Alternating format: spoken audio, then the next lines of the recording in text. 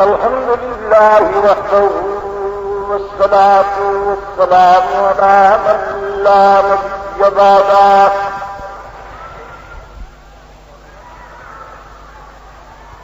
وعلى آله وأصحابه الذين أوفوا وأحسنوا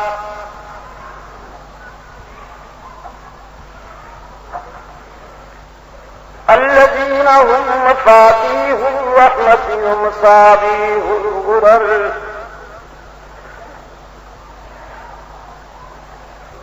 أما بعد فأعوذ بالله من الشيطان الرجيم بسم الله الرحمن الرحيم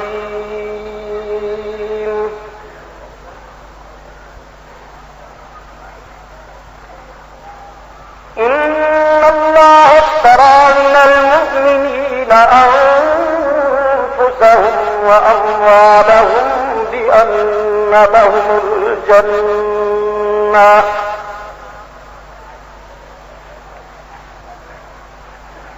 يقاتلون في سبيل الله فيقتلون ويقتلون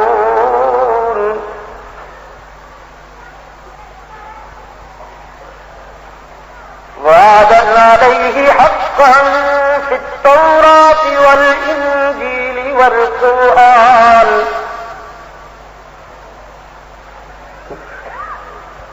فمن أوفى بعهده من الله فاستبشروا ببيعكم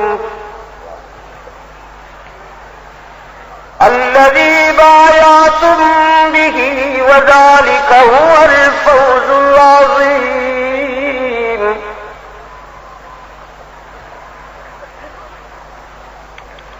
وجاهدوا في الله حق جهاده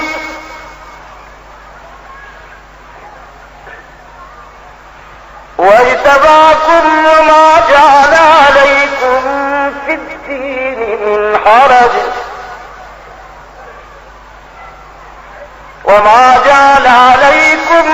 الدين من حرج ملة أبيكم إبراهيم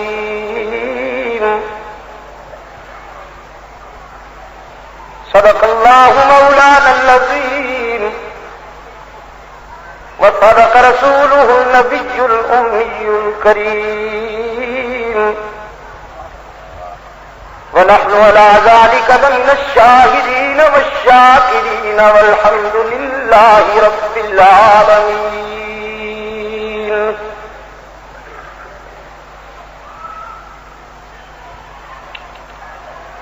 صدر محترم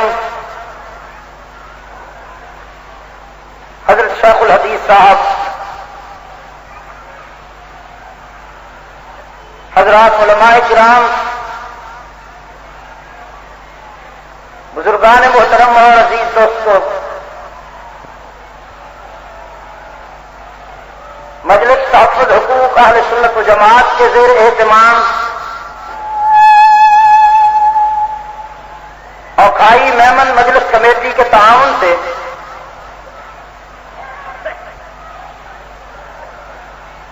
عشرہ فاروق اعظم رضی اللہ عنہ کے سلسلے کا یہ آخری پروگرام ہے جو چاروں صوبوں میں اللہ کے فضل و کرم کے ساتھ پائے تکمیل کو پہنچا.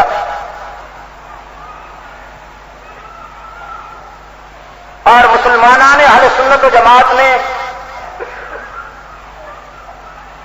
ہر جگہ، اسلام آباد میں، ملتان سرگودا میں، شاور میں، کوئٹہ میں اور یہاں لاکھوں کی تعداد میں ان پروگراموں میں شریک ہو کر اپنی رائے اور منشا کا اظہار کر دیا ہے کہ پاکستان کی واضح اکثریت اس ملک میں صرف اور صرف نظام خلافت راستہ ہی چاہتی ہے.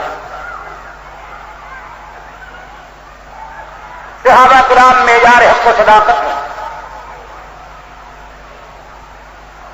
جو شخص یا جو طبقہ یا جو فرقہ صدیق و عمر، عثمان و علی، طلحہ اور زبیر اور سیدنا معاویہ کو معیار حق و صداقت نہیں مانتا،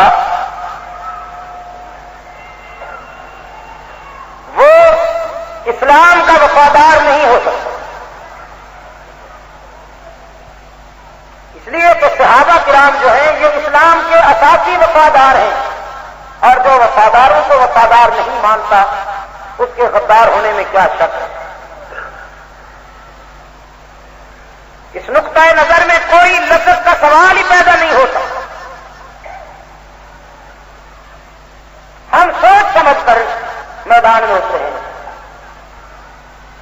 کوئی جذباتی فیصلہ نہیں، وقتی فیصلہ نہیں۔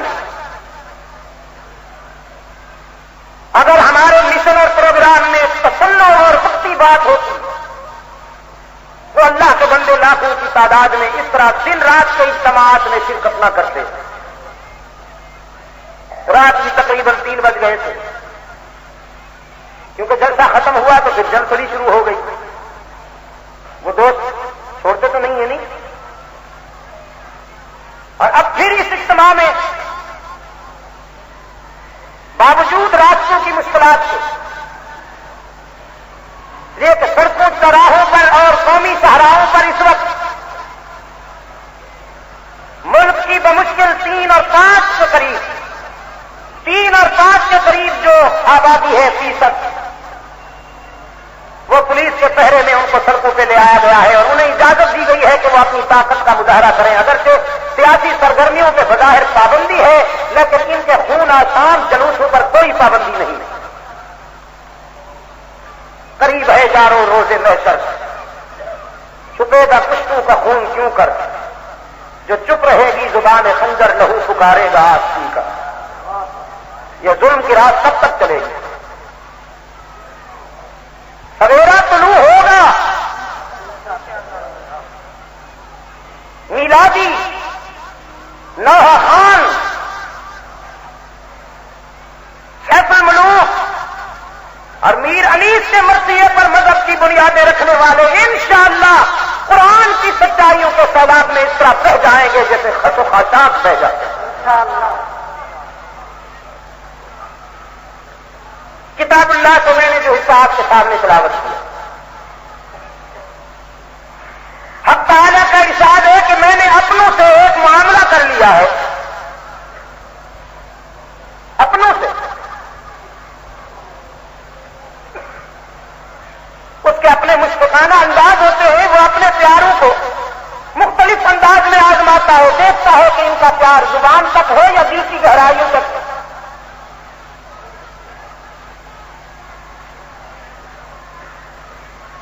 سلیمان علیہ السلام تخت حکومت پر بیٹھے ہوئے، جب تک صورتحال یہ ہے کہ ان کے اشاروں پر ہوائیں چل رہی ہیں، پرندے معصوم ہیں، جنات معصوم ہیں، انسان معصوم ہیں، پورے پورے عرض پہ حضرت سلیمان علیہ السلام کی حکومت کی دھاک ہے۔ مگر ان ساری راحتوں اور کامرانیوں کے عروج پر پہنچ کر بھی حضرت سلیمان علیہ السلام نے جو تذکرہ فرمایا ہے قرآن میں، اسے بڑے حسین انداز میں حق تعالیٰ نے پیش کیا۔ آپ جانتے ہیں کہ حضرت سلیمان علیہ السلام نے خدا سے حکومت مانگی تھی،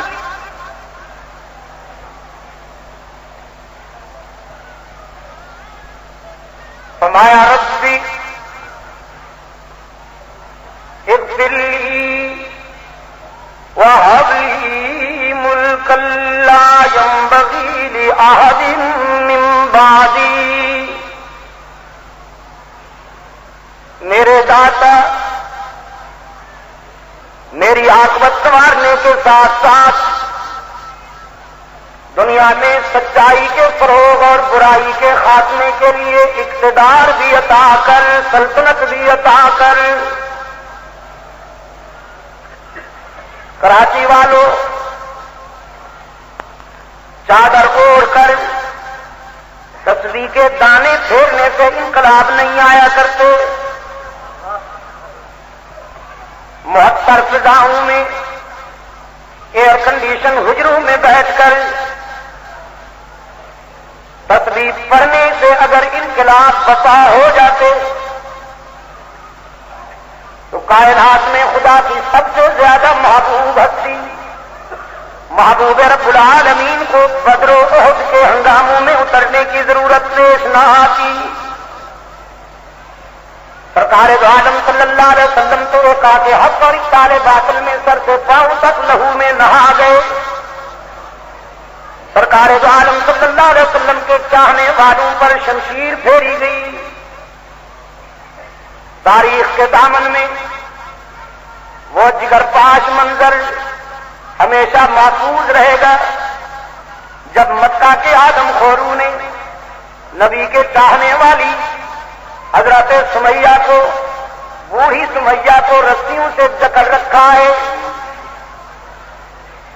اور دنیا کفر کے سنگ دل تماشائی سمیہ کے اطراف جمع ہیں. آخری موقع دیا جاتا ہے سمیہ کو جان بچانی ہے تو رسول سے اعلان برات کر دیجئے, محمد عربی کا دامن چھوڑ دیجئے. حضرت سمیہ غرض کے فرماتی ہیں ستمگر ظالموں تمہیں بس اتنا ہی طاقت ہے نا کہ تم مجھے مار دو گے میری جان لے لو گے.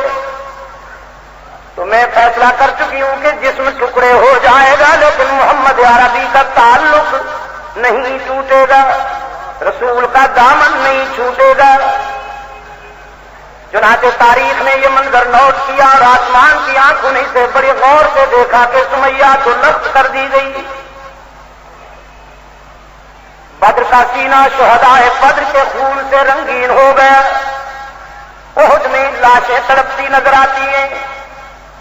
اپنے چچا حضرت حمزہ کی لاش پر سرکار دو عالم صلی اللہ علیہ وسلم جب آئے ہیں تو 11 ٹکڑے ہو گئی تھی. آنکھیں نکال لی تھی واشی نے, کان کاٹ لیے تھے, ہاتھ پاؤں توڑ دیے تھے ظالم نے, سینہ شک کر کے دل نکال لیا تھا. سرکار دو عالم صلی اللہ علیہ وسلم کی آنکھیں بھر آئیں لیکن ہونٹوں پہ تبسم کی کرنیں آ گئیں. عرش بری کی طرف متوجہ ہوئے, عرض کیا میرے معبود اب تو راضی ہو جا, تیرے دین کی سربلندی کے لیے میرے چچا کا یہ حال ہو گیا. میں آپ کو بتا رہا ہوں کہ تبدیلیاں آرزوؤں سے اور امنگوں سے نہیں آیا کرتی, ان مراحل کو گزرنا پڑتا ہے. حضرت حمزہ رضی اللہ تعالیٰ عنہ کی بہن حضرت صفیہ حضرت زبیر کی والدہ اپنے بھائی کا آخری دیدار کرنے کے لیے آئی. رسول اکرم صلی اللہ علیہ وسلم کو اطلاع ہوئی کہ صفیہ آنا چاہتی ہے. رحمت عالم صلی اللہ علیہ وسلم نے زبیر کو بلایا, فرمایا اپنی ماں کو روک دو.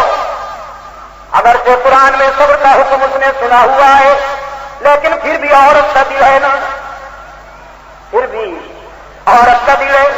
کہیں بھائی کی لاش کے ٹکڑے دیکھ کر بے صبری کا مظاہرہ نہ کر دے. حضرت زبیر نے جا کے اپنی والدہ سے حضور اکرم صلی اللہ علیہ وسلم کا یہ فرمان پہنچایا اور کہا کہ تیرا بھائی اس قابل نہیں کہ تو دیکھ سکے. اور حضور اکرم صلی اللہ علیہ وسلم نے فرمایا خطرہ ہے کہ کہیں تو بے صبری کا مظاہرہ نہ کر دے. حضرت صفیہ نے عرض کیا میرے آقا سے جا کے کہہ دو, میرے آقا کو جا کے کہہ دو میں اپنے بھائی پہ ماتم کرنے کے لیے نہیں آ رہی, میں تو اس کے جسم کا ایک ایک ٹکڑا اٹھا کر چوموں گی اور فخر کروں گی کہ میرا شیر دل بھائی محمد کے مشن کے کام آ گیا. یہ تو ایک حملہ تھا جو آپ کے موقع سے جان دے گیا. آج اگر درجنوں بھائی ہوتے اور سب چلے جاتے تو میرا سر فخر سے بلند ہوتا. انقلاب, تبدیلیاں 73 فضاؤں میں زعفرانی پانی سے تعویذ لکھنے سے نہیں آیا کرتی. قوت بازو ضروری ہے اور یہ ایک مستقل سازش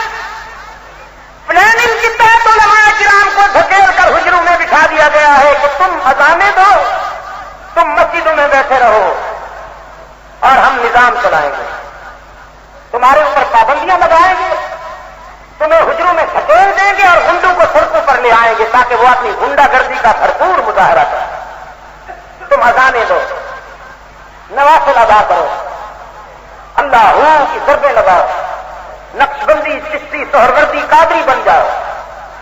وہ میں نے آپ کو بتایا تھا نا، ہمارے سابق سائیں مذاکرات جب ہو رہے تھے تو ایک رات مذاکرات کے دوران ایسی بھی آئی کہ پوری رات مذاکرات ہوتے رہے۔ اتفاق سے اس دن ہماری کانفرنس ہو رہی تھی راولپنڈی کے قریب ایک جگہ ہے سرسلا، وہ رات بھی بڑی عجیب ہے، ادھر مذاکرات ہو رہے تھے، ادھر بات ہو رہی تھی، ہم نے بھی پوری رات جلسہ کیا۔ جب یہاں سے پارے ہو کر میں پنڈی پہنچا تو حضرت مفتی صاحب رحمۃ اللہ علیہ اسی وقت تشریف لائے، نماز صبح کے بعد۔ انہوں نے پھر حال بتایا کہ کس طرح باتیں ہوتی رہی۔ فرمانے لگے پتہ نہیں جن ہے کیا مصیبت ہے، نہ اس کمبخت کو نیند آتی ہے نہ وہ اونگتا ہے۔ میں نے مشرف سے کہا حضرت آپ نمازیں وہیں پڑھتے ہیں، نماز کا کیا اہتمام تھا؟ کس پر وہ ہنستی ہے کہ یہ تو بڑا لطیفہ ہے۔ ہم رات کے تقریباً 1:30 بجے نماز کے لیے جب اٹھے ہیں تو بھٹو صاحب کہنے لگے دیکھیے مفتی صاحب وقت آپ ضائع کرتے ہیں اور الزام مجھ پہ لگاتے ہیں کہ میں وقت ضائع کر رہا ہوں۔ یہ آپ جو بار بار کبھی مغرب کی نماز کبھی عصر کی نماز، یہ وقت ضائع نہیں کر رہے آپ۔ ہم نے کہا بھائی یہی تو قیمتی وقت ہے، باقی سب ضائع ہو رہا ہے، لیکن یہی تو چند لمحے جو نماز کے لیے لگائے جاتے ہیں اور یہی کام آنے والے ہیں، تمہیں کیا تکلیف ہے؟ ہم چند منٹوں میں آ جاتے ہیں۔ جب مفتی صاحب رحمۃ اللہ علیہ فرماتے ہیں کہ ہم نماز پڑھ کے واپس آئے، یہ کہنے لگا میں نے سنا ہے کہ پہلے 50 نمازیں تھیں پھر 5 ہو گئی، کیوں 50 رہتی؟ صاحب رحمۃ اللہ علیہ فرمانے لگے تم تو 5 نہیں پڑھتے ہو، تمہیں 50 کی آرزو کیسے ہو گئی؟ کہنے لگا ہم نہیں، آپ کے لیے 50 نمازیں، آپ صبح سے شام تک نمازوں میں مصروف رہتے، ہم آرام کے ساتھ گاڑی چلاتے۔ یہ فرنگی ذہنیت برطانوی حکمرانوں کا سیاسی فضلہ، ان کے پالتو خاندان جن کے رگ رگ میں انگریز کی محبت و اطاعت کے جراثیم آج بھی موجود ہیں، ان کا خیال یہ ہے کہ علماء کرام بس حجروں میں بیٹھے رہیں اور میدان گنڈوں کے حوالے کر۔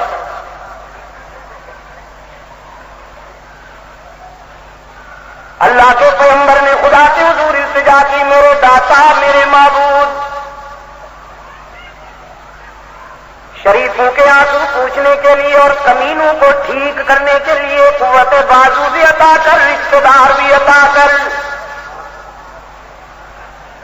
کمینے کو ٹھیک کرنے کے لیے کیا طریقہ ہے؟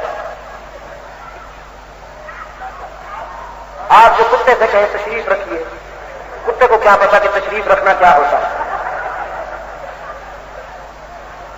وہ تو یہی زبان سمجھتا ہے نہیں۔ اللہ سے اقتدار مانگا پیغمبر نے اور التجا کی خدا بندہ، جب مطالبہ کر ہی لیا تو اب اقتدار بھی مثالی عطا کر۔ رب کائنات نے فرمایا ہم نے اپنے پیغمبر کی آرزو پوری کی، فسخرنا له الريح، ہم نے ہواؤں کو بھی سلیمان کے لیے مسخر کر دیا، آندھیوں کی تیزی باد صبح کی لطافیں پابند کر دی گئی کہ جب تک سلیمان اپنی انگلی کے اشارے سے تمہارے لیے راستے کا تعین نہ کرے تم رکی رہو، پھر جدھر نبی کی انگلی اٹھتی جائے تم اسی طرف پرواز کرتی جاؤ۔ انسان معصوم، پرندے معصوم، جنات محکوم، وحشر لسلیمان جنودہ من الجن والانس والطیر فهم یوزعون۔ لشکر سلیمانی چلا جا رہا ہے، ان میں ساری قومیں میں موجود ہیں، جنات بھی ہیں، انسان بھی ہیں، پرندے بھی ہیں. حتی اذا تولا النمل، ایک صحرا سے ایک وادی سے گزر رہے ہیں حضرت سلیمان علیہ السلام لشکر سمیت، اور وہاں چیونٹیاں بہت زیادہ ہیں. قالت نملة یا ایھا النمل ادخلوا مساکنکم لا یحطمنکم سلیمان. ایک چیونٹی نے اپنی برادری اور قوم سے کہا جلدی جلدی سے بلوں میں گھس جاؤ، سلیمان آ رہا ہے، کہیں روندی نہ جاؤ، کہیں پس نہ جاؤ. لیکن سوچا گیا کہ پیغمبر کمزوروں کو پیسا نہیں کرتے، پیغمبر تو طاقتوروں کو درست کیا کرتے ہیں، ان کا بیلنس ٹھیک کیا کرتے ہیں اور کمزوروں کو بلند کیا کرتے ہیں. پیسیں گے کیوں؟ قرآن پاک کی عظمت پہ قربان جاؤ، وضاحت کر دی وہم لا یشعرون. جان بوجھ کر تو نہیں پیس ڈالیں گے، لیکن تم چھوٹی چھوٹی ہو نہ نظر نہیں آؤ گی. ہر چھوٹی بڑی چیز کو دیکھنے والا پروردگار ہے. پیغمبر کو تم چھوٹی ہو نظر نہیں آؤ گی، نہ تو بلڈوز ہو جاؤ گی. تو آپ نے دیکھا نا کراچی کے روشن ضمیروں، سارا کی چیونٹیاں بھی جانتی ہیں کہ ہر چھوٹی بڑی چیز کو دیکھنے والا، لیکن کراچی کے چیونٹے نہیں جانتے. ان بیچاروں کو ابھی تک یہ بات سمجھ میں نہیں آ گئی کہ اللہ کے پردے میں وحدت کے سوا کیا ہے. دوسری بات تو جو کچھ ہمیں لینا ہے وہ لیں گے محمد کو. حضرت سلیمان علیہ السلام کا لشکر ٹھکانے پر پہنچا. وتفقد الطير، ایک پرندہ غائب نظر آئے. فقال ما لي لا أرى الهدهد، کیا بات ہے مجھے ہدہد نظر نہیں آ رہا، لشکر میں کہیں چھپا ہوا ہے. ام کان من الغائبین، یا میری اجازت کے بغیر کہیں چلا گیا ہے، ذرا دیکھو نہ، تلاش کرو نہ. خدام نے اطلاع دی پیغمبر کو واقعی ہدہد نظر نہیں آ رہا. تو آپ فرماتے لَأُعَذِّبَنَّهُ عَذَابًا شَدِيدًا، اجازت کے بغیر جانے کی سزا دی جائے گی. چونکہ اس نے پوچھا نہیں، بن پوچھے چلا گیا، سخت سزا دوں گا. أَوْ لَأَذْبَحَنَّهُ، اگر جرم زیادہ سنگین ہوا تو ذبح بھی کر سکتا ہوں. لیکن نبی کے ذوق جلال میں جوش کے ساتھ ساتھ جمال کا پہلو بھی موجود ہے، غصہ بھی ہے، شفقت بھی ہے، احتساب کا اظہار بھی ہے، ذوق عفو و درگزر بھی ہے. فرماتے ہیں سخت سزا دوں گا، ذبح کر سکتا ہوں. أَوْ لَيَأْتِيَنِّي بِسُلْطَانٍ مُّبِينٍ، لیکن اگر اپنی غیر حاضری کی کوئی معقول وجہ بتا دی تو معاف بھی کر دوں گا. ہوا کی لہروں نے جا کے اپنے پیر بھائی کو بتایا، پیغمبر ناراض بیٹھا ہے، تو یہاں اٹھتا پھرتا ہے، جلدی پہنچ، مارا جائے گا. فَمَكَثَ غَيْرَ بَعِيدٍ، ابھی تھوڑی دیر ہوئی کہ ہدہد آ گئے. فَقَالَ أَحَطتُ بِمَا لَمْ تُحِطْ بِهِ،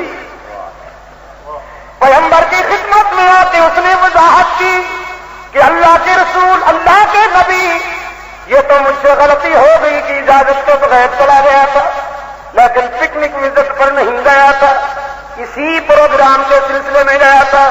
یہ میرا جاسوسی سفر تھا، سسپینس وزٹ تھا. میں وہاں سے ہو کے آیا ہوں جہاں آپ بھی آج تک نہیں گئے. کراچی کے روشن ضمیروں، چھوٹا سا پرندہ مٹھی بھر، اسے بھی وجدان میں یہ بات بیٹھی ہوئی ہے کہ ہر جگہ موجود ہونا اللہ کی شان ہے. لیکن یہاں کی 3 من کی لاشوں کو ابھی تک یہ بات سمجھ میں نہیں آئی. احطت بما لم تحط بہ، میں تو وہاں سے ہو کے آیا ہوں جہاں آپ بھی آج تک نہیں سبع بنبأ یقین، بڑی پختہ خبر لایا ہوں، بڑی پختہ خبر لایا ہوں.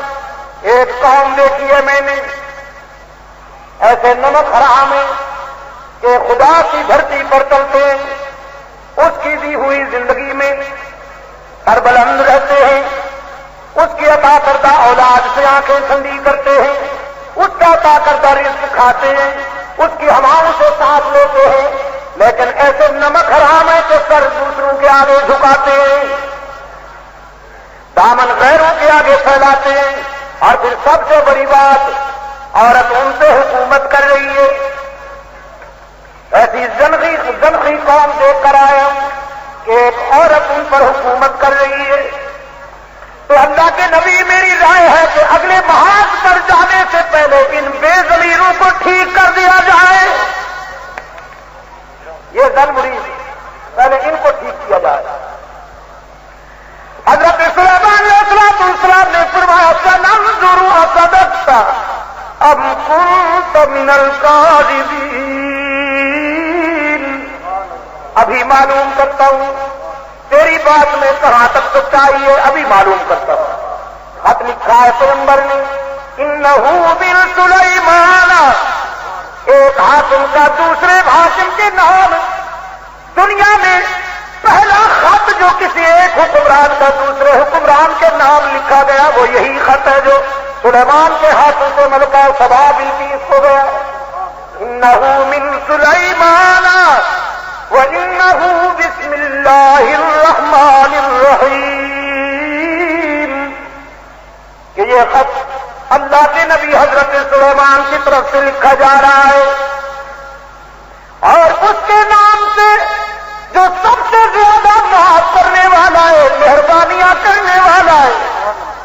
اور اس خط کا مقصود اور مدعا یہ ہے کہ اللہ تعالی علیہ، میرا خط پڑھ کر کہیں نخرہ تکبر نہ کرنا، میرا حکم ہے کہ اطاعت گزار بن کر یہاں پہنچو. وَأْتُونِي مُسْلِمِينَ، آرام کے ساتھ چلی آؤ، چھوڑ دو حکومت، یہ تمہارا کام نہیں، یہ ہمارا کام ہے. اب ہم اللہ کے بھی حقوق ادا کریں گے، بندوں کے بھی حقوق ادا کریں گے. سجدے سورج کے سامنے نہیں ہوں گے، کس کے آگے ہوں گے؟ ویسے ایک بات بتاؤں، یہ سورج کو کس نے روشن کیا؟ یہ خدا کی مخلوق ہے نا. ساتھ تو دیجیے ذرا کہ وہ قوم آپ جو مرضی ہے اسے کہہ لیجیے، لیکن اتنی بد ذوق نہیں تھی کہ کسی بود و براز کے مجسمے کے آگے جھک جاتی، پھر بھی سورج کو جھک جاتی. کسی بود و براز کے مجسمے کے آگے انہوں نے سر نہیں جھکایا. پوری کائنات کو روشنی دینے والے سورج کا سجدہ کیا، لیکن یہاں کے بد نصیبوں کا مقدر تو دیکھیے کہ انہوں نے ان کا سجدہ کیا جن کے جسم میں غلاظت بھری ہوئی ہے، اور اس کا نام رکھا تعظیم. پیر صاحب دلہن بن کے بیٹھتا ہے، پاؤں پھیلا کے، اور جہالت کی ماری ہوئی جن دور سے جھکتے ہوئے آتے ہیں اور آ کے پاؤں چومتے ہیں. اس کا نام رکھا ہوا ہے تعظیم. یہ کیا ہے؟ تعظیم. میں نے شاید آپ کو بتایا، ایک مولوی صاحب مجھ سے راستے میں دوران سفر جھگڑتا رہا. لاہور-پنڈی سے ہم لاہور آ رہے تھے ایک کوچ پر. کہنے لگا جی تعظیمی سجدہ اور ہوتا ہے، عبادت والا سجدہ تو خدا کا ہے، لیکن تعظیمی سجدہ بزرگوں کا ہوتا ہے. میں نے بہت سمجھایا، دلائل دیے کہ بھائی سجدہ سجدہ ہوتا ہے اور وہ صرف اللہ کا حق ہے. اگر خدا کے بعد تعظیم کے عنوان سے انسانوں میں سے کسی کے سامنے سر جھکانے کی گنجائش ہوتی تو اللہ کے بعد اس کا حق صرف سرکار دو عالم صلی اللہ علیہ وسلم کو تھا کہ وہ اپنے غلاموں کو اپنے سامنے تعظیماً جھکنے کی اجازت دیتے. صحابہ کرام نے اجازت چاہی کیا آقا ہم دیکھتے ہیں عرب کے وڈیروں کے سامنے ان کے مظاہرے ان کے رعایا انہیں تعظیماً جھک کے ملتے ہیں.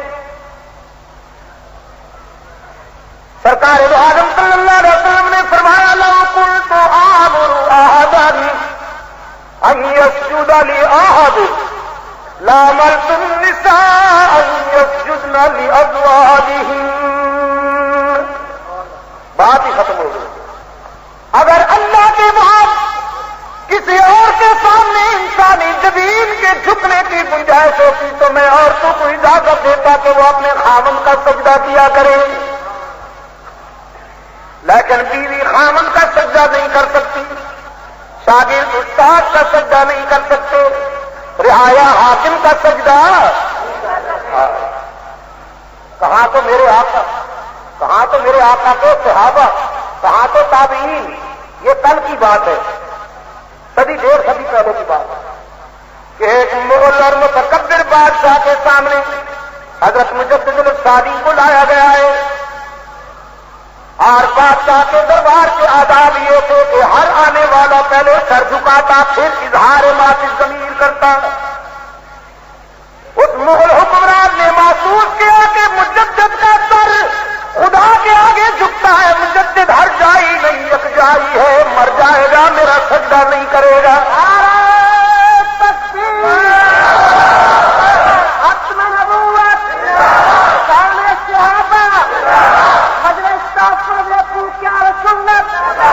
تو طریقہ یہ اپنایا گیا، طریقہ یہ اپنایا گیا دوستوں کے سامنے جو دیوار تھی اس میں ایک ونڈو بنائی گئی اور حکم ہوا کہ مجدد کو یہاں سے گزارو. جب ونڈو سے گزرے گا تو سر نیچا کرے گا، بس وہی سجدہ سمجھ لیں گے ہم. رگے گل سے بلبل کے پر باندھے. حضرت مجدد رحمت اللہ علیہ جب لائے گئے دیوار میں بنائی گئی تازہ ونڈو کو دیکھ کر اندازہ فرما لیا انہوں نے کہ یہ کیا اسکیم ہے. اللہ نے فوراً ان کے دل میں بات ڈال دی. ونڈو سے گزرتے ہوئے پہلے سر گزارنے کے بجائے پہلے اپنے دونوں پاؤں اندر اور اسے شیشہ دکھایا کہ تو خلافت کا مجسمہ، بدبو کا ٹینک، تو اس قابل کہاں ہے کہ تیرے آگے سر جھکایا جائے؟ یہ سر خدا کے آگے جھکنے کا عادی ہے، یہ اسی کی امانت ہے اور اسی کی رہے گی. اکبر نے کیا کہا کہ ہو جس میں عبادت کا دھوکہ مخلوق کی وہ تعظیم نہ کر، ہو جس میں عبادت کا دھوکہ مخلوق کی وہ تعظیم نہ کر، جو خاص خدا کا حصہ ہے بندوں میں اسے تقسیم نہ کر. بولو کراچی کے روشن ضمیروں، سر جھکانا کس کا حق ہے؟ کس کے آگے سر جھکایا جائے؟ وہ کون ہے جسے مشکلات میں پکارا جائے؟ وہ کون ہے جس کے آگے آنسو بہائے جائیں؟ وہ کون ہے جسے درد دل سنایا جائے؟ باقی جس کے ہاں جاؤ گے لوٹے جاؤ گے. حضرت السلام علیکم. حضرت کچھ دن وہ نال جڑا بیٹھا ہوں نا وہ چمچ وہ پوچھتا ہے کچھ لائے بھی ہو کہ نہیں.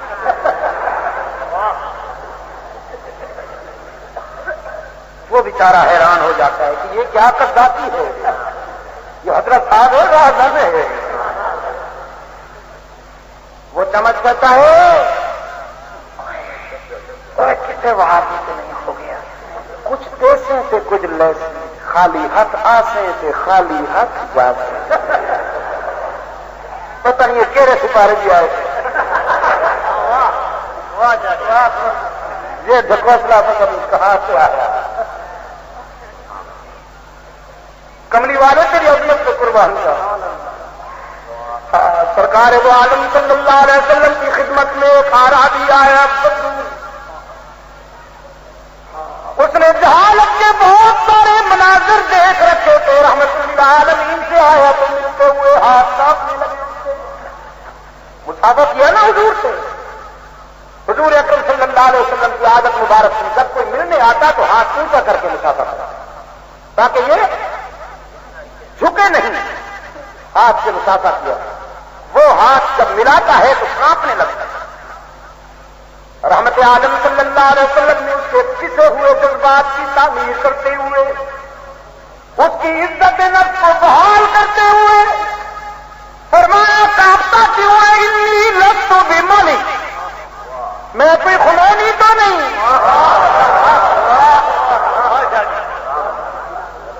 میں کوئی آدم خور شہنشاہ تو نہیں، میں تو اللہ کا پیغمبر ہوں. میں انسانوں کا غلام بنانے نہیں آیا، میں تو انسانوں کی عزت نفس کو اونچا کرنے آیا ہوں.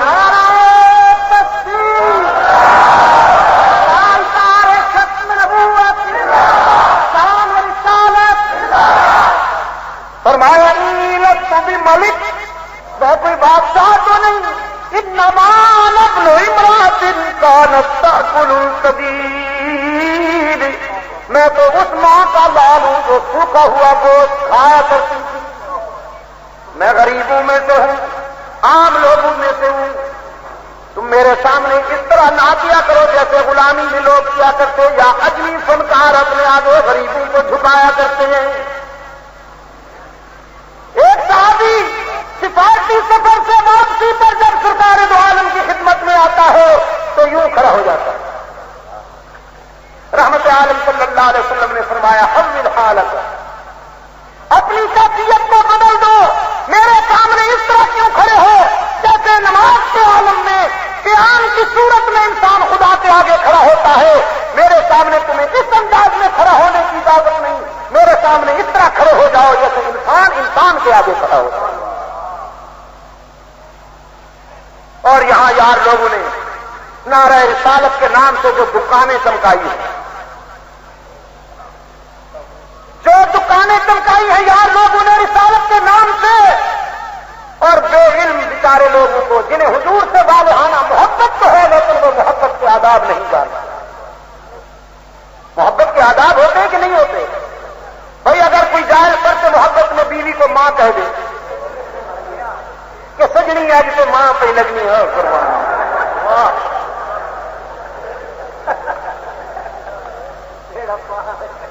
سچ بتائیے کچھ بچے گا؟ فرق محبت میں، غصے میں نہیں. اگر غصے میں بیوی کو کوئی ماں کہہ دے تو فیا ہو جائے گا کہ نہیں؟ کوئی مولوی بتا سکتا؟ کوشش بڑی کرتے ہیں جب ایسی کوئی بات ہو جائے، بہت کوشش کرتے ہیں کہ طلاق واقع نہ ہو. ایک خان صاحب میرے پاس آئے کہنے لگے شاہ صاحب کہ ہم نے غصے میں طلاق دے دیا، جب ہمارا بچہ ہے تو ہم کو بہت افسوس ہے، غصے میں ہو گئے. میں نے کہا خان صاحب یہ طلاق غصے میں ہوا کرتی ہے، پیار میں نہیں ہوا کرتی، یہ فیصلے جلالی ہوتے ہیں. کہتا ہے وہ تو ٹھیک ہے لیکن بہرحال سے ہم کو غصہ آ گیا تھا. نہیں، میں سمجھ گیا کہ حضرت بڑے ماہر ہیں. میں کہا دیکھو خان صاحب اگر تم نے 3 طلاقیں دی ہیں تو پھر تو کوئی گنجائش نہیں، لیکن اگر تم نے 1 طلاق دی ہے تو بالکل صفایا ہو گیا. پتا نہیں کہ خدا کا قسم ہم نے 3 دیا. کہنے لگا کہ ہم تو لکھنا نہیں جانتا ہے تو تم لکھو، انگوٹھا لگا دے گا. میں نے لکھا، پڑھ کے اس کو سنایا، پھر اس نے انگوٹھا لگا دیا. میں نے نیچے لکھ دیا صفایا ہو گیا. بڑا خوش اٹھا کہ طلاقی کام کر گئی. اس نے سوچا میں نے خدا کو بھی دھوکہ دے دیا، مولوی کو بھی دھوکہ دیا. بڑا خوش یہاں سے جا کے اپنے دوستوں میں کہتا ہے کہ بس ٹھیک ہو گیا. نہیں، صاحب نے لکھ دیا کہ ہاں کا کوئی مولوی کہ ہم کو روکے گا تو دیکھے گا. جب انہوں نے پرچہ پڑھا تو کہنے لگا کیا لکھ دیا؟ انہوں نے تو لکھ دیا کہ صفایا ہو گیا، نیچے لکھا ہوا ہے کیسے صفایا ہو گیا؟ انہوں نے ہم سے کہا تھا، بولا تھا تم نے اگر 3 دیا تو گنجائش ہے نہیں، اور 1 دیا تو خطرہ ہے. تو ہم نے تو 3 کا کہا تھا، کیسے صفایا ہو گیا؟ انہوں نے کہا جب تم نے 3 کا کہا تھا تو صفایا نہ ہوتا تو کیا ہوتا؟ 1 میں رجوع کی گنجائش تھی یا کوئی بائن وائن ہوتی، یہ تو ڈائن ہے. تم نے 1 کا کہنا تھا، تم بچ جاتے. اب کیفیت دیکھنے والی تھی. دور سے قسمیں کھاتا ہے اونچی اونچی آواز سے کہ خدا کا قسم شاہ صاحب ہم نے ایک دیا تھا بس. میں نے کہا اب ساری زندگی بھی تسبیح پڑھتے رہو ایک دیا تھا ایک دیا تھا، اب کچھ نہیں ہوتا. اب محبت کے آداب ہیں عزیز دوستوں. اگر محبت کے آداب ملحوظ نہ رکھے جائیں تو عنوان بدل جانے کا خطرہ ہے. اسی لیے سرکار دو عالم صلی اللہ علیہ وسلم نے فرمایا مجھ سے ایسے محبت نہ کرنا جیسے حضرت عیسیٰ علیہ الصلوۃ والسلام سے عیسائیوں نے محبت کی. عیسائیوں نے محبت کی، کیا کر ڈالا حضرت عیسیٰ کو؟ نور من نور اللہ، نور اوپر اوپر سے تو انسان نظر آتے ہیں لیکن بچوں یہ پرانے فنکار انہوں نے بھی حضرت عیسیٰ علیہ الصلوۃ والسلام کے ساتھ محبت کے عنوان سے پیغمبر کی جنس بدلی، اور آج کے اجمی جاہل ان کا فالو کرتے ہوئے ان کی تقلید کرتے ہوئے وہی کون ہے ان کی جو ان کی. پتہ نہیں آپ کو یاد ہے کہ نہیں، کسی موقع پر میں نے کہا تھا، آج دہراتا ہوں کہ جو کہتا ہے پیغمبر انسان نہیں ہوتا وہ خود انسان کا بچہ ہی نہیں، مشکوک النسل ہو جاتا. نبی ہی تو انسان ہوتا ہے. مرکز انسانیت پیغمبر کی ذات ہے. یہ لکھ لینا اپنے دل کی گہرائیوں میں، یہ جملہ بچھا لینا کہ مرکز انسانیت نبی کی ذات ہے.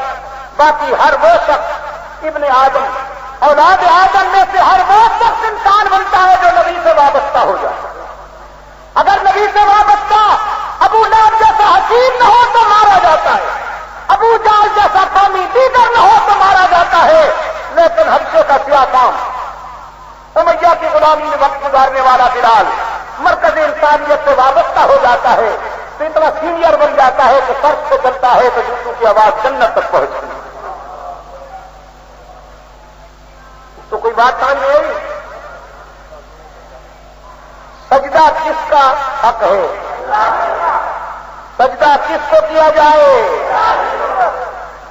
یہ جو آپ نے یاد کر لیا ہے یہی میری نجات کے لیے بہت ہوگا انشاءاللہ. وہ رحیم و کریم صاحب اسی وجہ سے مجھے پتا. حضرت سلیمان علیہ السلام کا مکتوب پہنچا. بلقیس نے اس کے مطالعے کے بعد اپنی کابینہ کے سامنے تحریر رکھی ہے حضرت سلیمان کی. کہتی ہے میری بادشاہی خطرے میں ہے، تمہاری وزارتیں خطرے میں ہیں. تو وزارت کے وسیع لہلائے وزارت کو سنتے ہوئے وزارے کھڑے ہو جاتے کہتے نحن اولو قوت واولو بأس شدید. گھبراتی کیوں؟ ہمارے پاس طاقت ہے، وسائل ہیں، ٹکرائیں. وزارتیں چھوڑنا کوئی معمولی بات ہے.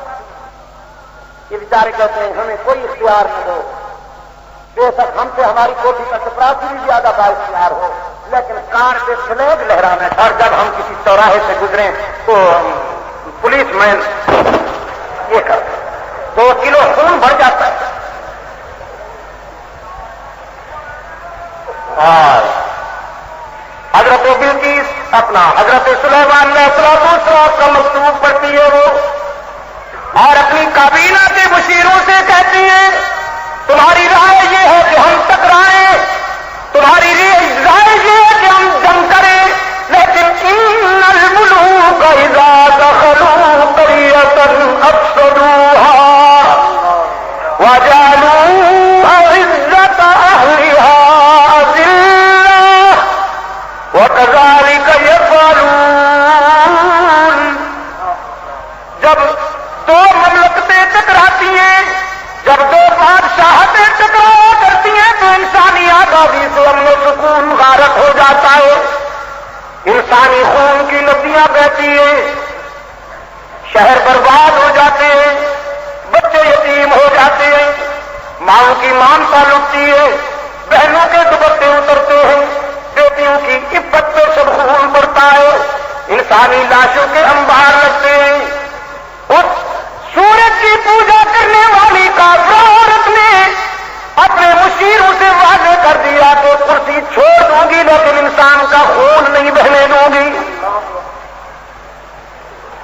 جنگ بری چیز ہے، لڑتے نہیں، ایک اور طریقہ ہے، ایک اور حربہ ہے، میں وہ استعمال کرتی ہوں۔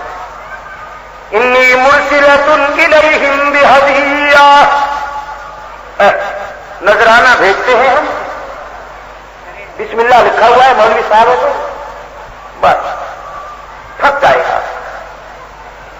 بڑے قیمتی ہیرے آئے ہیں حضرت سلیمان کے سامنے، پیغمبر اقدس صلی اللہ علیہ وسلم نے یہ دیکھتے ہی فرمایا تمدوننی بمال،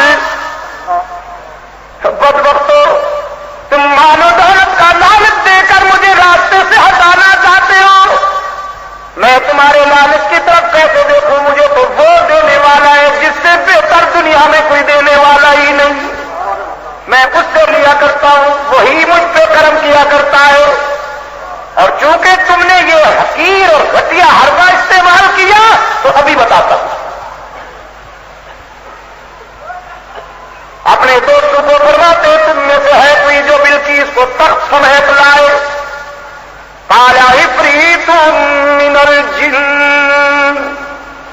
انا آتیک بہ قبل ان تقوم من مقامک، ایک جن نے کہا آپ مجھے اجازت دیں اس محفل کے برخاست ہونے سے پہلے بلقیس کو تخت سمیت لاؤں گا۔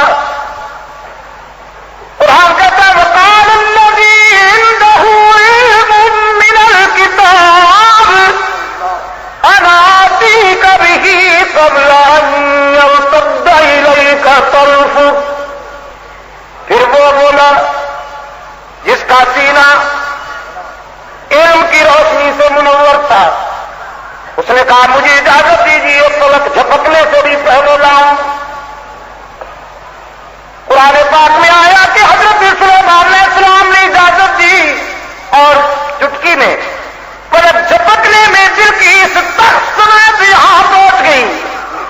لوگ ایک دوسرے کو حیرت سے دیکھتے ہوئے تبصرہ کرنے لگے نبی کو کتنا اختیار ہے کہ چٹکی میں بلقیس کو تخت سمیت یہاں منگوا لیا، لیکن حضرت سلیمان نے واضح کر دیا کہ یہ میرا کمال نہیں۔ فلما رآہ مستقرا عنده، جب تخت سمیت بلقیس کو اپنے سامنے پایا، لوگوں سے فرمایا یہ میرا کمال نہیں، یہ میرا اختیار نہیں، ھذا من فضل ربی، یہ تو میرے داتا کا کرم ہے، یہ تو میرے پروردگار کی مہربانی ہے۔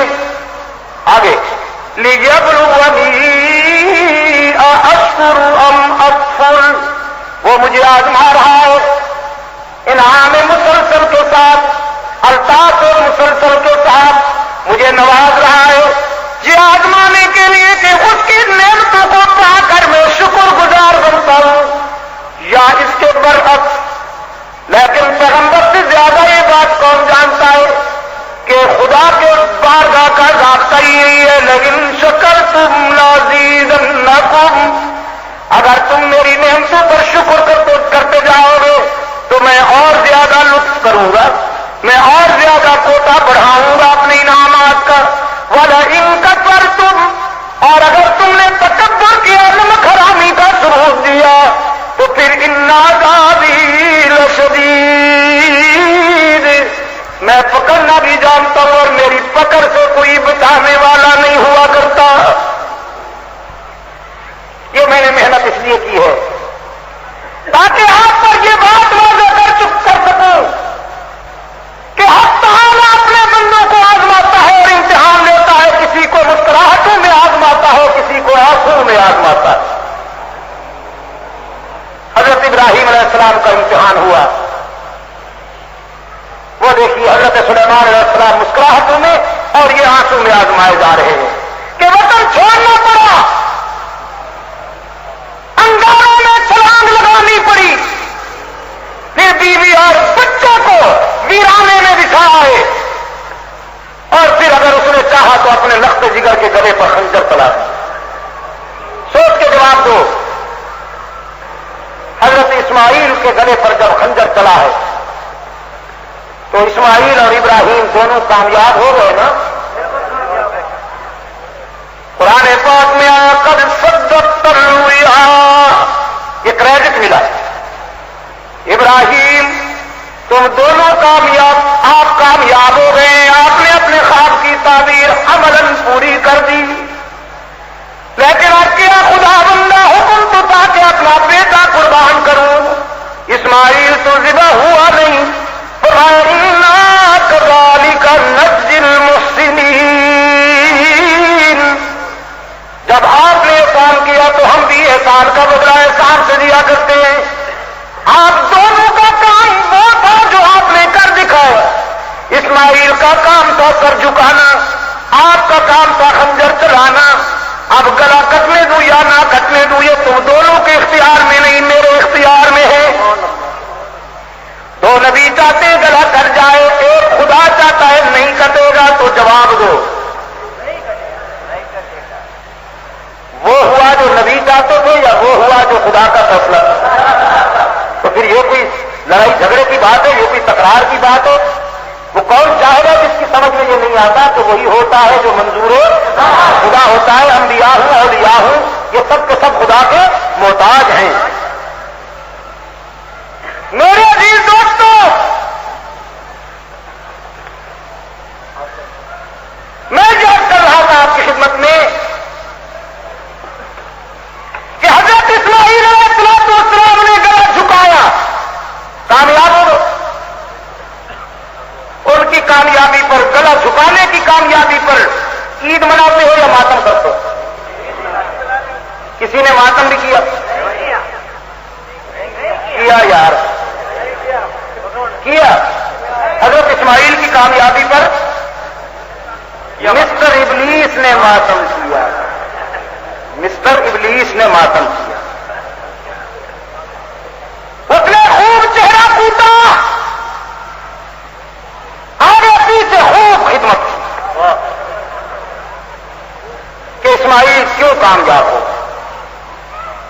میں پوچھتا ہوں حضرت اسماعیل کی کامیابی سر جھکانے کے لیے، سر کٹوانے کے لیے جو انہوں نے سر جھکا دیا، کامیابی حاصل ہوئی، اس پر پوری ملت عید مناتی ہے، تو حضور کے نواسے میں بھی اجمی منافقین کے سامنے سر کٹا کر جو کامیابی حاصل کی، یہاں ماتم کیسے سوج گیا؟ حضرت حسین رضی اللہ تعالیٰ عنہ کامیاب ہوئے یا ناکام ہوئے؟ بولو، یا ناکام ہوئے؟ اگر کامیاب ہوئے تو پھر یہ سب کیا ہے؟ الحمدللہ ملت ابراہیمی کا ہر فرد اسماعیل پہ بھی ناز کرتا ہے، ہمیں بدر و احد کے شہداء پہ بھی فخر ہے، ہمیں شہید مدینہ فاروق اعظم کی کامیابی پہ بھی فخر ہے، ہمیں عثمان ذو النورین کی کامیابی پہ بھی فخر ہے، ہمیں طلحہ و زبیر کی کامیابی پہ بھی فخر ہے، ہمیں شہید کربلا حضرت حسین کی کامیابی پہ بھی فخر ہے، لیکن جنس ماتمی جنس بھی ایک تو کھلے ڈھلے اور دوسرے گلابی، جن کا سر کبھی آنکھ سورج کی آنکھوں نے نہیں دیکھا تھا، وہ ننگے ہونٹوں کی پشت پر چلی جا رہی تھی اور زینب ان کو سنبھالتے ہوئے رو رہی تھی اور مولوی دیکھ رہا تھا، وہ وہاں کھڑا ہوا تھا، کمنٹری نظر کرتا ہے، آنکھوں نے کہا کمنٹری نظر کرتا ہے، اب سکینہ نکل رہی ہے، اب خیمہ وہ ہو رہا ہے، چل رہا ہے، اب یوں ہو رہا ہے، اب یہ ہو رہا ہے، اس جہنمی تنبے کو نہ بدر نظر آتا ہے نہ احد نظر آتا ہے، ایک بکے ہوئے تاؤٹ کو، ایک کرایہ کی جنس کو نہ فاروق اعظم نظر آتے ہیں نہ عثمان ذو النورین کی محرومیت نظر آتی ہے، بس یہی آسمان سے خون برسنے لگا،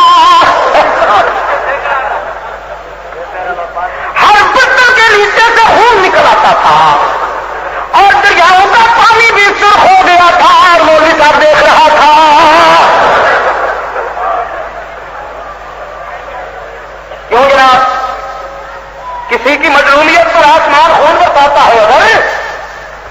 نالا خون کا اس دن جاری ہو جاتا جب احد کے محاذ پر محمد عربی کے دانت ٹوٹ گئے.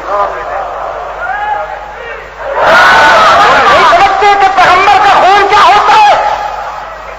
میں کہتا ہوں نبی کے جسم کے خون کے ایک قطرے پر پوری انسانیت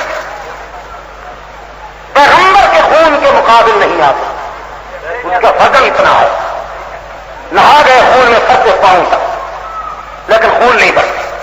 سمیہ 2 لاکھ ہوئی خون نہیں بڑھتا.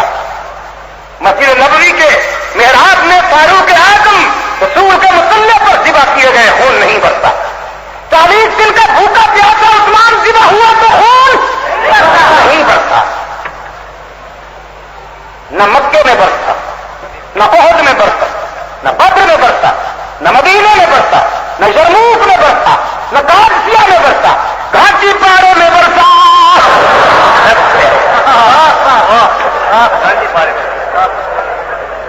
ادھر جواب آیا اور ادھر خون کی بارش شروع ہو گئی. یہ وہ جنس ہے جنہوں نے ٹھیکہ لے رکھا ہے سنی کو راضی بنانے کا. اندر گراؤنڈ سیٹ ہو چکا ہے ان کا کہ امام بھائی کے دروازے تک ان جاہلوں کو ہم پہنچائیں گے, آگے تم وصول کر لینا. سب گھوڑا باندھ سب گاڑی باندھ گھوڑا باندھ سب اکٹھے ہوں گے اور ان کو وہ روایتیں بیان کر کر کے جو رافضی تاریخ اور سبائی تحریک کا مواد ہے وہ سارا ان کو سنا سنا کر ان کے اندر سبائیت کے جراثیم بھرتا ہے, رزق کے جراثیم بھرتا ہے. اور پھر کچھ دنوں کے بعد وہ وہاں پہنچ جاتے ہیں جو اصل مقام ہے. لیکن انشاءاللہ جیسا کہ میں نے رات کہا چوروں کا تعاقب جاری رہے گا. چوروں کا تعاقب دین وہی پاکستان میں چلے گا جو رسول کے فرمان اور صحابہ کے عمل اور اہل بیت و آل رسول کی محبت کے معیار پر ہو. میں پوچھتا ہوں یہ محبت ہے؟ میں آپ سے پوچھتا ہوں کہ یہ محبت ہے کہ حضرت زینب کے سر سے دوپٹہ اتر گیا تھا؟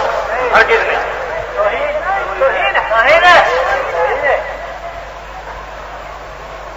اور جناب کیا بات ہے, داستان سرائی ملاحظہ فرمائیے, افسانہ نگاری ملاحظہ فرمائیے. باعث خوش گلو کہ حضرت زینب نے فرمایا حسین تو جس کا بیٹا میں بھی اسی کی بیٹی ہوں, اور یہ ہے اور وہ ہے.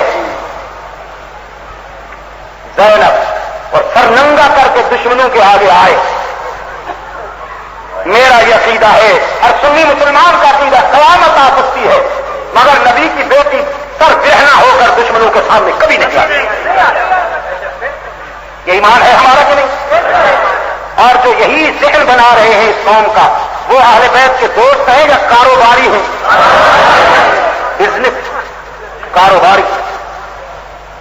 زینب اس ماں کی بیٹی ہے, اس عظیم ماں کی کہ جس نے اس دنیا سے جاتے ہوئے حضرت علی رضی اللہ تعالیٰ عنہ کو وصیت کی کہ حسنین کے ابا جان جنازہ اس وقت گھر سے نکالا جائے میرا جب دھرتی پہ رات کا سناٹا چھا جائے,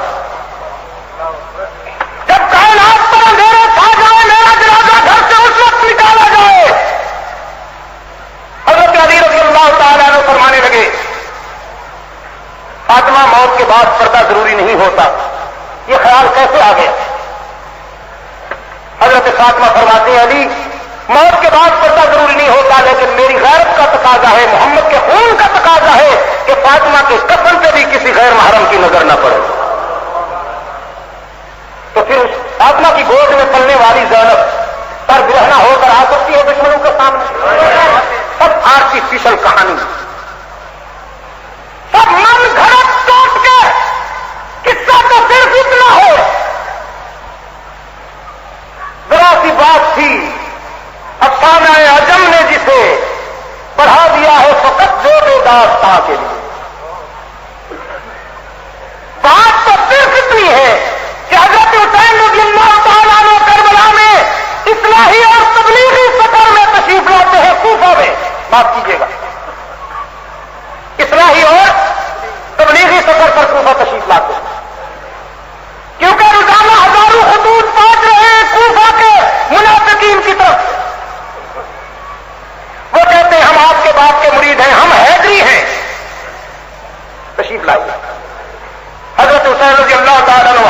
لے گئے، ان منافقین نے غداری کی، وہی منافقین جنہوں نے حضرت علی سے غداری کی، وہی منافقین جن کی شمشیر و ستم حضرت عثمان پر چلی، اسی منافقین کی غداری کے نتیجہ میں حضرت حسین رضی اللہ تعالیٰ عنہ شہید ہو کر کامیاب ہو گئے اور ابدی راحتوں سے ہمکنار ہو گئے، اور ہم نے حضرت حسین کی کامیابی پر فخر کیا، الحمدللہ ہم نے حضرت حسین کی کامیابی پر فخر کیا۔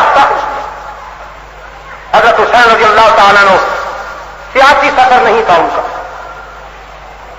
جبکہ کی چوٹ کہتا ہوں اگر کسی مائی کے لال کو ضرورت ہے تو وہ میرے اس نقطہ نظر کی تردید کرتا ہے کہ حضرت حسین رضی اللہ تعالیٰ عنہ کا یہ سفر سیاسی نہیں تھا، اگر وہ سیاسی سفر کرتے تو کوفہ کی طرف آنے کے بجائے ان کا رخ شام کی طرف ہوتا، مگر یہاں اور جب منافقین کی سازش کا انہیں اندازہ ہوا تو انہوں نے 3 شرطیں رکھی، جہاں سے آئے ہوں واپس لوٹ جانے دو، کسی سرحد پہ چلا جاؤں گا وہاں کفار سے جنگ کروں گا، اس کے معنی یہ ہے کہ وہ اس کو حق و باطل کا بھاگ نہیں سمجھتے، اور یا پھر میں ملتا ہوں مجھے ہاتھ میں وقت ملنے دیں۔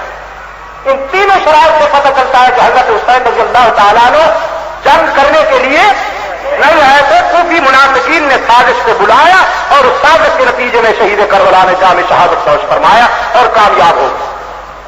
اگر زندگی رہی تو رات کو انشاءاللہ لسبیڑا میں لسبیڑا چوک کوئی نسیم کلاس مارکیٹ ہے، اس کے محلہ اسلام گنج میں کوئی حضرت مولانا سید عبد المجید ندیم شاہ صاحب ہیں، وہ تقریر فرمائیں۔ ایک منٹ یہ پرچہ پڑھ لوں نا بابو۔ اچھا، اللہم ثبتنا علی صراط المستقیم۔ مجلس تحفظ حقوق اہل سنت کے کام سے آپ خوش ہیں یا ناراض ہیں؟ آپ دعائیں کر رہے ہیں ہمارے لیے، دعائیں بھی کریں، اور بعض لوگ اس موقع پر مجلس کے فنڈ میں اپنا حصہ شامل کرتے ہیں، وہ اگر چاہیں تو بلا لو آپ اسی طرح کھڑے رہیں، میں قراردادیں پڑھتا ہوں، آپ توجہ سے سنیں گے، بلا لو قراردادوں کو توجہ سے سنیں گے، آپ کوئی ہلے نہیں ڈرتے،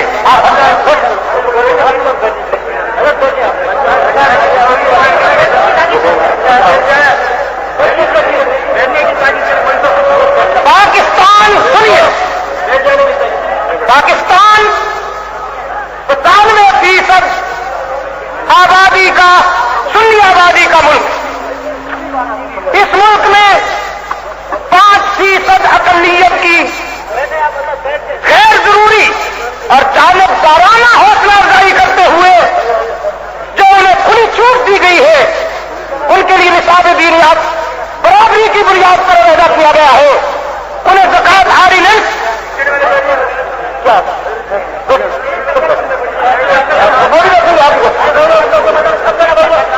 یہ آپ تشریف رکھے، رات کی رات کا کچھ اچھا اثر ہوا ہے وزیر اطلاعات و نشریات پہ، وہ ٹی وی کاسٹ کرنے کے لیے آپ کا اجتماع آئے ہیں، اس لیے آپ تشریف رکھیں 2 منٹ کیا چاہیے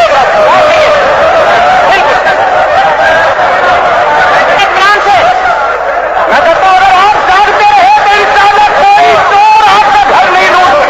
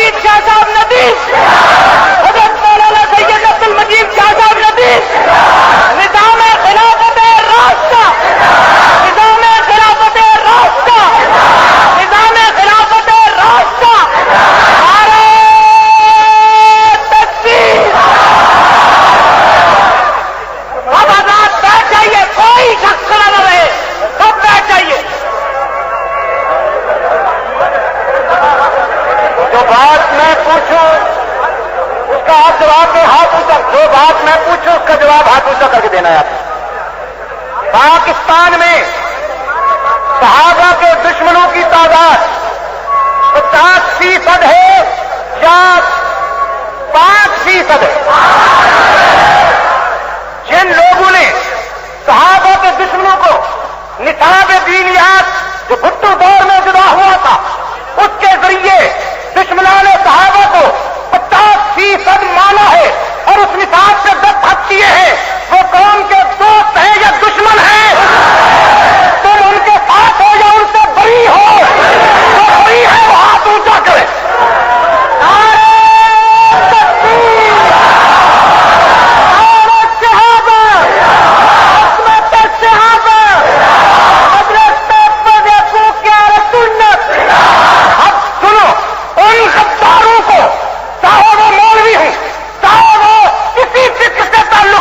رکھنے والے سنی کا لانے والے مولوی ہوں، تم ان کو معاف کرو گے؟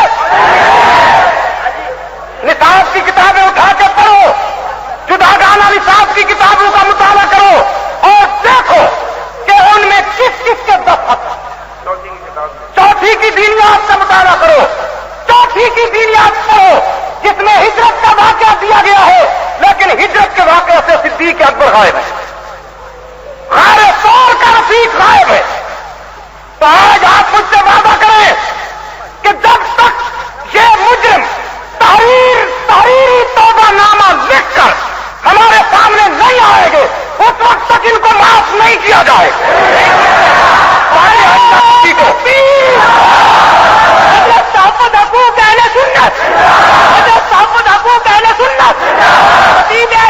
مولانا سید عبد المجید ندی، مولانا سید عبد المجید ندی نظام خلافت راستہ، تاکہ آئندہ کسی کو صحابہ کی عزت بیچ کر اپنی توند بڑھانے کا موقع نہ مل سکے.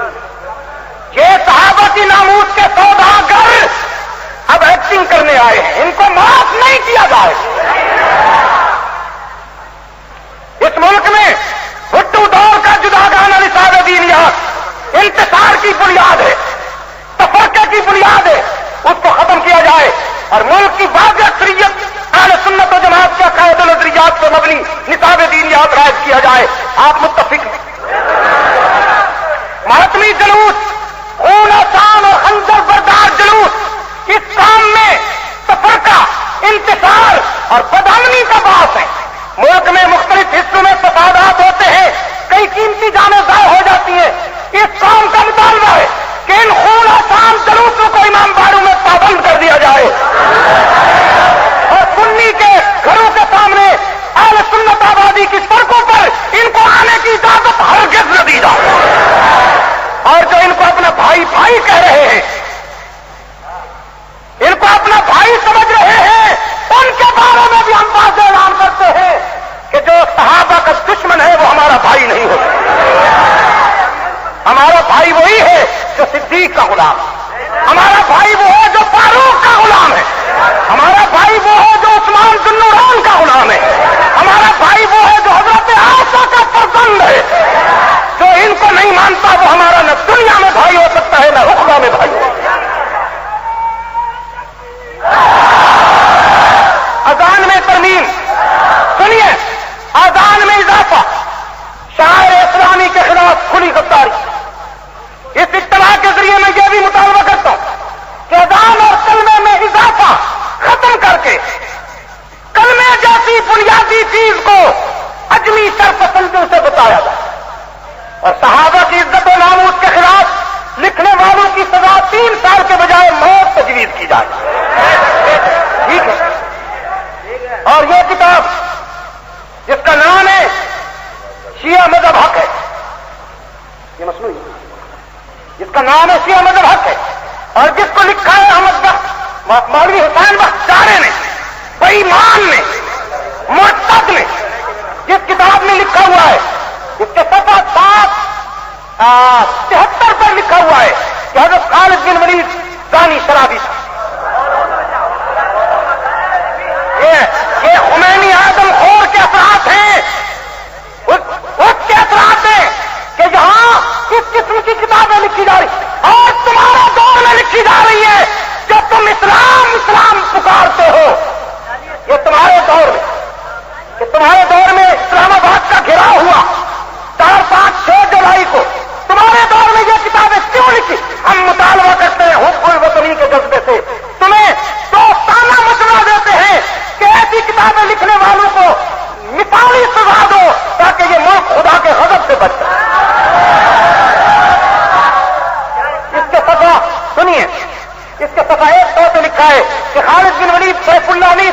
شیطان. اس کتاب کے صفحہ 94 پہ لکھا ہے کہ فاروق اعظم اس عمر نے اسلام کی شہرت کو داغدار کیا. اس کتاب کے صفحہ 94 پہ لکھا ہوا ہے کہ ابو بکر عمر عثمان تینوں کی خلافت باطل. اس کتاب کے صفحہ 67 پہ لکھا ہوا ہے کہ عشرہ مبشرہ والی حدیث جھوٹی. اس کتاب میں لکھا ہوا ہے کہ حضور سنو، حضور عائشہ کو ترنگی اور طبلے کا تماشا دکھایا کرتے. آپ مجھے بتائیں یہ صرف صدیق اکبر کی بیٹی کی توہین ہے یا سرکار دو عالم کی بھی توہین، نبوت کی توہین، رسالت کی توہین ہے؟ حضرت عائشہ رضی اللہ تعالی عنہ صرف صدیق اکبر کی بیٹی نہیں، پیغمبر کی آبرو بھی. اور صدیقہ کائنات کی عزت و ناموس کی حفاظت کرنے والے ان کے یہ روحانی فرزند ایسی تحریروں کو برداشت نہیں کر سکتے.